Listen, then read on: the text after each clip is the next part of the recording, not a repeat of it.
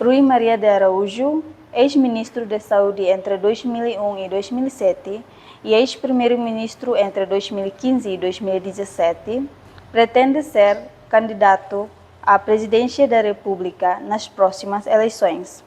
O seu objetivo é contribuir para um futuro próspero para todos os timorenses.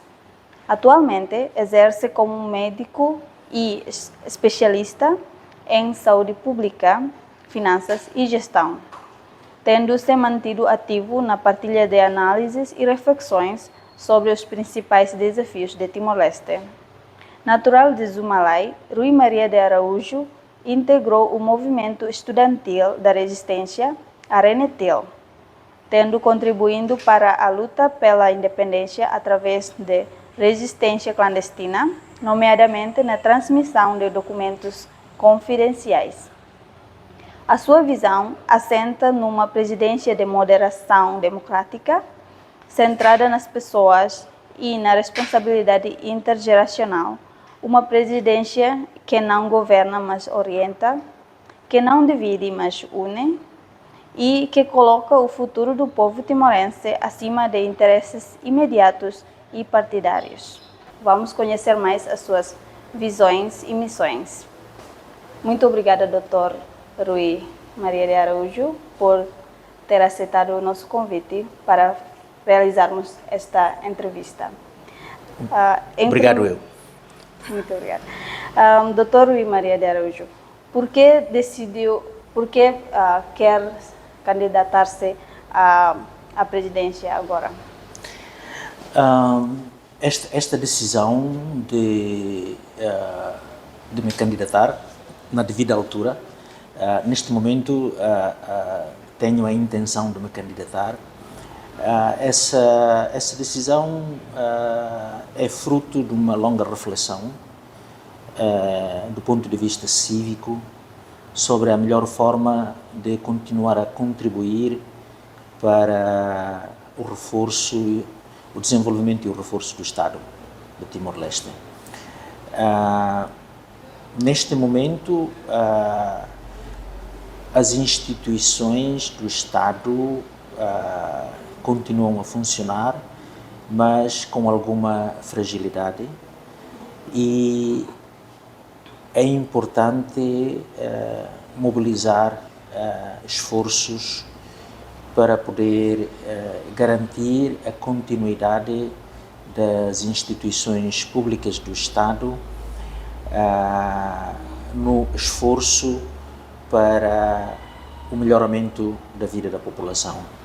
E é nesse âmbito que eu decidi considerar seriamente, refletir seriamente, apresentar-me como candidato na devida altura nas próximas eleições.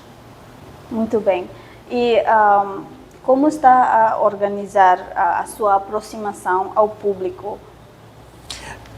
Neste momento, nós estamos numa fase em que estamos a ouvir as pessoas, estamos a refletir sobre os próximos passos, estamos a definir a visão e os compromissos para essa candidatura, mas tudo está ainda numa fase preparatória, mais no âmbito de ouvir as pessoas e ao escutar o que as pessoas pensam sobre essa possível candidatura.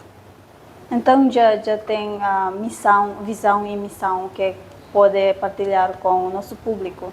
A visão está definida resumidamente na palavra-chave uma presidência de moderação, uma presidência que foca nas pessoas, uma presidência que não governa, mas que orienta, uma presidência que une, que unifica as pessoas, e uma presidência que dá continuidade ao legado histórico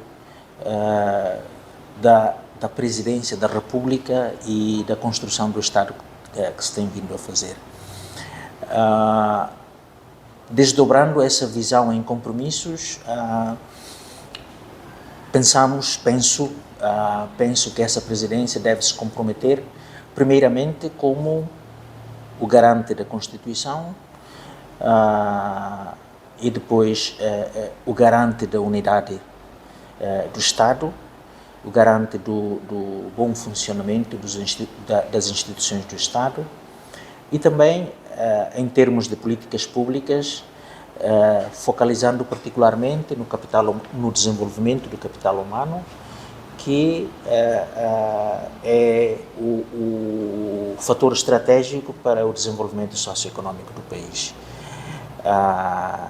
O presidente não governa, mas o presidente modera as instituições do Estado e o presidente pode também, com prudência, utilizar a magistratura de influência para dialogar com o governo e o Parlamento sobre as políticas públicas, incluindo as políticas orçamentais e as políticas para o setor público, administrativo, para o setor social e para o setor econômico. Muito bem. Vimos uma plataforma que se chama Tempo Toona, que mostra exatamente esta visão e que mostra que pretende candidatar-se e realizar as missões. Lá está mencionado que uma das razões para querer candidatar-se é para ultrapassar polarização político-partidária. Consegue nos explicar como esta polarização político-partidária está a afetar o Estado e consegue dar algum caso específico? A polarização político-partidária tem vindo a ser como que o dióxido de carbono para o funcionamento do Estado. Precisa de alguma oxigenação nisso e penso que uma candidatura independente vai poder contribuir para uma menor polarização político-partidária da presidência. Os efeitos de uma polarização político-partidária pode-se notar como, por exemplo, no impasse político que o país e o Estado atravessou entre 2017 e 2021, onde, por exemplo, não se conseguiu formar os governos e depois houve um governo de minoria que depois foi dissolvida e com uma crise política com implicações orçamentais, em que o Estado funcionava apenas com duodécimos, sem o Orçamento Geral do Estado, e também a crise que depois surgiu em 2020, que depois também teve implicações para o funcionamento normal do Estado. Portanto, a polarização político-partidária traz efeitos nefastos para o funcionamento do Estado e é por isso que é preciso trabalhar afincadamente, particularmente do meu ponto de vista, com uma candidatura independente, estar mais distanciada das orientações político-partidárias para melhor concentrar no trabalho da presidência, cuja função deve ser apenas orientada para o garante do bom funcionamento das instituições do Estado na base das regras constitucionais existentes. Sendo querendo ser uma candidatura independente, acredita que vai poder mesmo ultrapassar esta barreira de polarização político-partidária? Eu creio que se o presidente tiver como bússola a Constituição, com certeza que vai poder ultrapassar esse grande desafio da polarização. A interação deve ser entre instituições, entre a presidência, o governo e o parlamento. A interação não deve ser baseada em gostos pessoais ou em tendências ideológicas pessoais, mas deve ser primeiramente e unicamente baseada nas regras constitucionais. Sim. Ao ser futuro candidato independente, será que podemos saber como, se for mesmo candidatar-se, como vai financiar as campanhas? Neste momento há muito voluntarismo nas reações à minha intenção de candidatura. As pessoas oferecem o trabalho voluntariamente. Estamos a tentar mobilizar mais e nos próximos meses estaremos concentrados no estabelecimento das estruturas a nível dos municípios e dos postos administrativos, mas partindo do princípio que todo o trabalho é voluntário. É claro que vai necessitar de algum financiamento e estamos a tentar mobilizar também recursos de pessoas de boa vontade que queiram contribuir para o projeto de presidência que estamos a oferecer ao eleitorado. Hoje mencionou que a Constituição da República Democrática de Timor-Leste deve ser uma bússola para dirigir a presidência. E sabemos que a principal função da presidência é isso mesmo, garantir e fazer cumprir a Constituição. Se for em algum momento não conseguisse cumprir, se for presidente e em algum momento não conseguisse cumprir esta promessa, o que vai fazer? Temos mecanismos constitucionais para verificar se um titular do órgão do Estado está ou não a cumprir as regras constitucionais. O Presidente da República deve ser sempre o exemplo no cumprimento das leis, para poder depois impor o cumprimento às outras instituições e ao povo. Em termos de clarificação da legalidade dos atos do Presidente, temos o Tribunal de Recurso, que pode ser solicitado para verificar a constitucionalidade dos atos do Presidente. Temos também o Conselho do Estado, que pode ser consultado em momentos de falta de clareza nas decisões do Estado e é claro que o Presidente deve ser sempre, como já mencionei, deve ser sempre o exemplo do garante da Constituição. Portanto, se houver situações em que envolva o Presidente da República no não cumprimento da Constituição, ele ou ela, o Presidente, deve para o bem do povo e para o bem da nação, deve ceder o lugar a outras pessoas. Muito bem.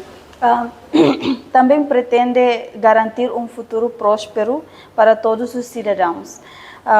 Como isso será feito e será que tem tudo o que precisa para realizar esta promessa? Um futuro próspero para a população só pode ser garantido quando as instituições do Estado funcionam devidamente. É claro que o Presidente da República não governa, mas o Presidente da República tem a sua magistratura de influência para dialogar com o Executivo, que é o Governo, e com o Parlamento Nacional. Eu penso que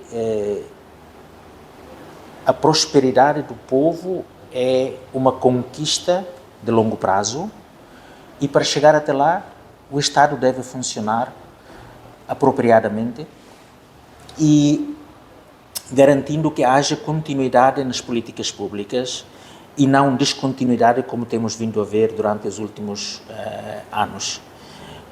Portanto,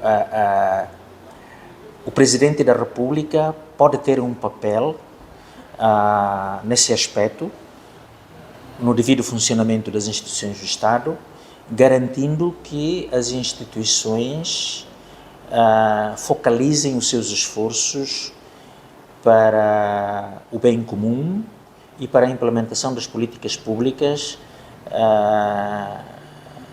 que foram comprometidas pelo Governo no seu programa. Portanto, é nesse sentido que o Presidente da República tem um papel em como garantir que haja esforços para que a população venha a ganhar prosperidade no futuro. Timor-Leste é um país jovem, temos a maior parte da população é jovem e também temos uma taxa de desemprego alta. Como acha que pode resolver este problema no futuro? Mediante a magistratura da influência, o Presidente da República pode dialogar com o Governo e tentar influenciar as políticas de criação de emprego para os jovens, particularmente focalizando também na educação. A educação deve ser orientada para o emprego. A educação não deve ser o fator determinante para o desemprego. E é nesse sentido que a educação, particularmente a formação técnico-vocacional, poderá vir a ser um dos aspectos importantes no diálogo entre a Presidência e o Governo, de forma a orientar devidamente os jovens para o mercado de trabalho. Uma outra questão que tem a ver com a empregabilidade dos jovens é a questão do mérito nas decisões públicas e na administração pública. Neste momento, temos talentos jovens que não são utilizados apropriadamente,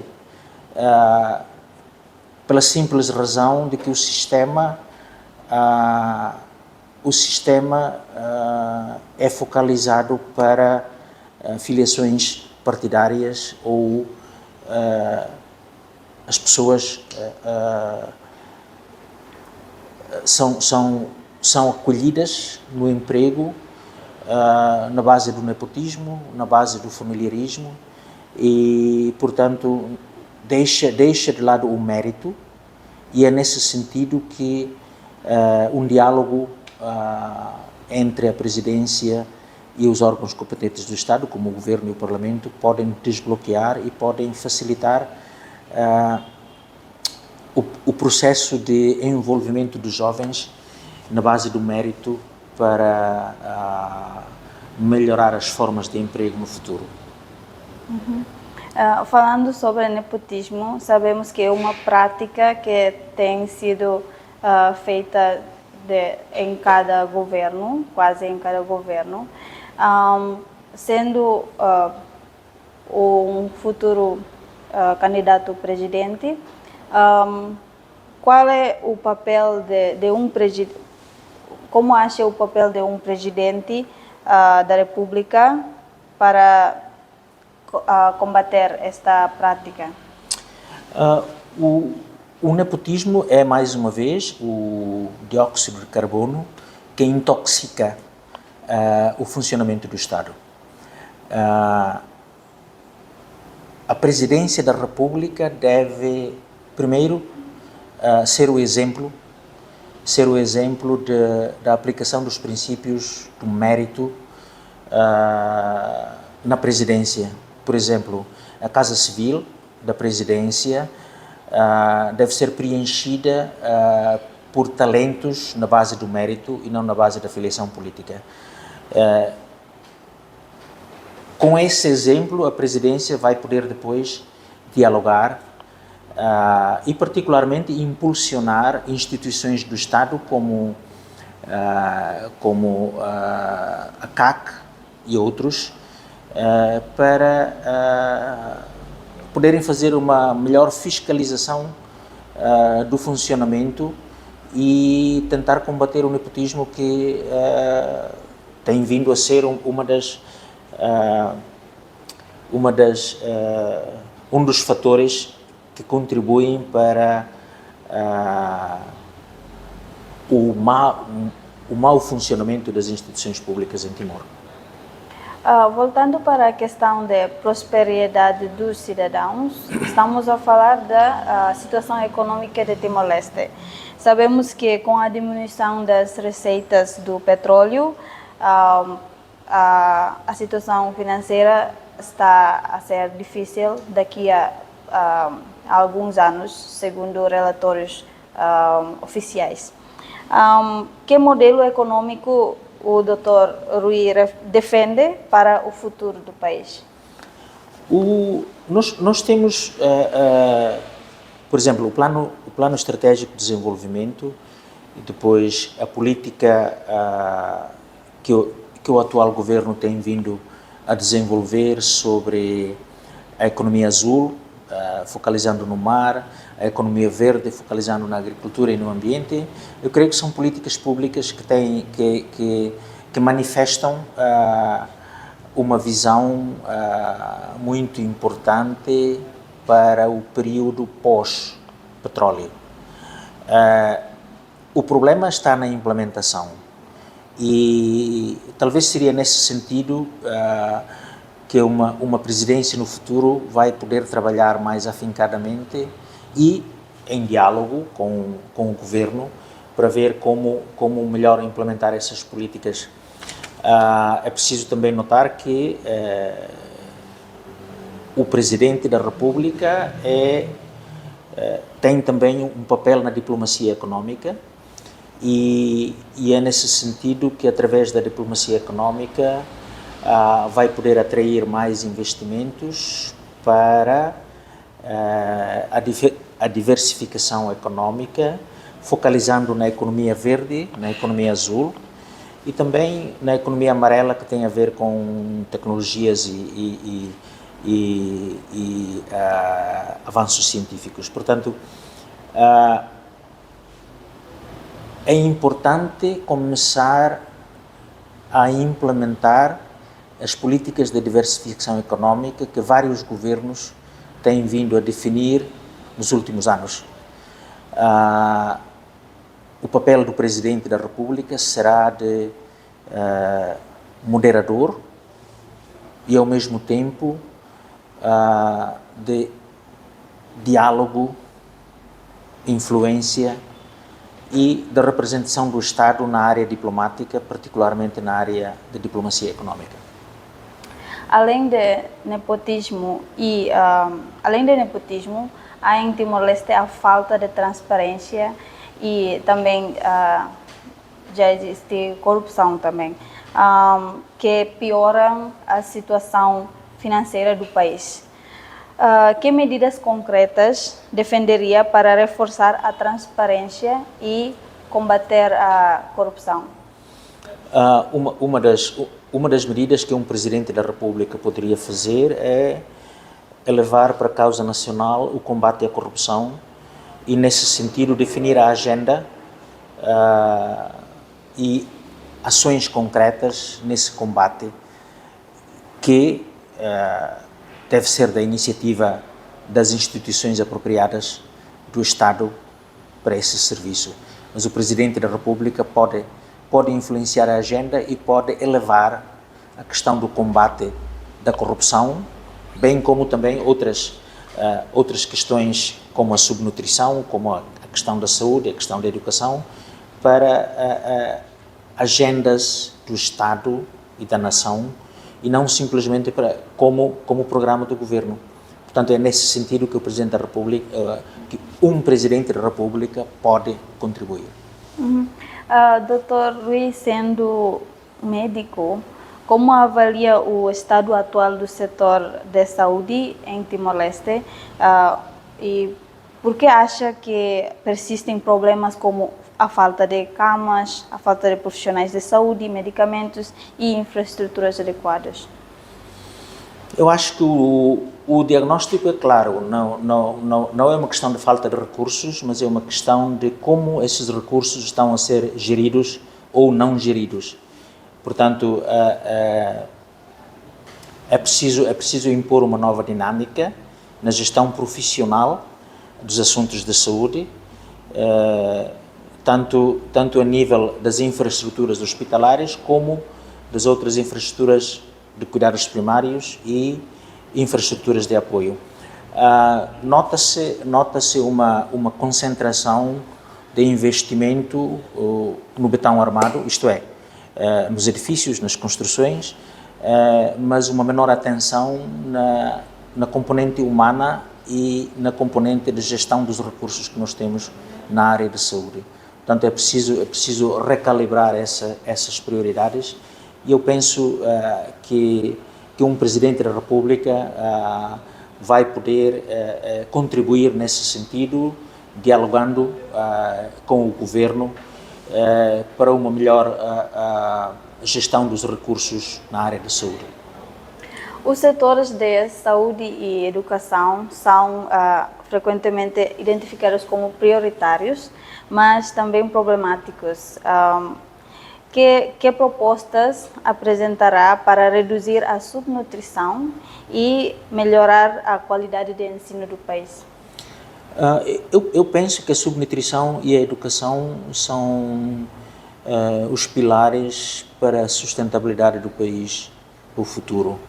E é nesse sentido que uma presidência ou um presidente pode levar esses assuntos para o nível de estabilidade e sustentabilidade nacional e a partir daí tentar dialogar com o Governo e com o Parlamento no sentido de alocar mais recursos e tentar impor uma gestão mais profissional e mais competente nessas áreas da educação, da saúde e também da agricultura, porque a subnutrição tem a ver também com a agricultura e é nesse sentido também que haverá mais necessidade de coordenações interministeriais nessas áreas e aí eu penso que um Presidente da República vai poder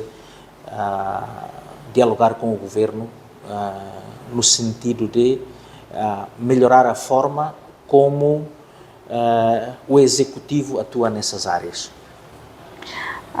Considera que conseguirá manter uma atuação verdadeiramente independente em relação à sua intenção de se candidatar, assegurando a separação de poderes e evitando eventuais pressões ou compromissos com apoiantes da sua candidatura? Eu acho que essa possibilidade é real, manter-se independente, porque o mais importante é o comportamento pós-eleitoral de um presidente. É claro que o presidente, para chegar até lá, vai ter que ter apoios do eleitorado, mas uma vez eleito, o presidente deve atuar como um presidente do povo e não dos apoiantes. E é nesse sentido que eu penso que haverá formas de se poder distanciar-se dos apoios e concentrar-se numa presidência que é de todo o povo e não apenas dos apoiantes. Muito obrigada, Dr. Rui, pelas respostas e explicações todas. Agradecemos a sua disponibilidade de dar esta entrevista conosco. Obrigado eu. Esta é a entrevista com o Dr. Rui Maria de Araújo. Obrigada a todos os telespectadores.